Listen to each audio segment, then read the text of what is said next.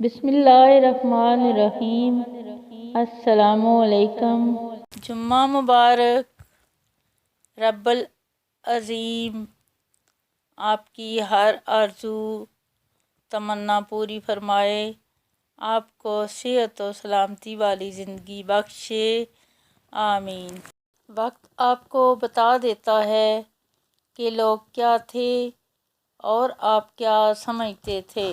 اگر آپ کو ٹھیک سے نظر نہیں آتا تو کسی پہ اندھا اعتماد کر کے دیکھ لیں، وہ آپ کی ایسی آنکھیں کھولے گا، دور دور تک آپ کو ہر چیز صاف نظر آئے گی۔ امیر المومنین امام علی رضی اللہ عنہ نے فرمایا، جو شخص اللہ کے علاوہ کسی اور سے عزت کا طلبگار ہوتا ہے، اسے وہ عزت ہی برباد کر دیتی ہے۔ فرمان الہی ہے، تباہی ہے اس شخص کے لیے جو منہ در منہ لوگوں پر طعنہ اور برائیاں کرنے کا خوگر ہو۔ اے اللہ، مجھے آنے والے بہترین دن عطا فرما اور میرے نصیب میں ایسا لکھ دے جس سے میرا دل خوش ہو، میری تمناؤں کو پورا فرما، مجھے ذہنی سکون عطا کر اور میرے معاملات کو آسان کر دے، آمین ثم آمین یا رب العالمین۔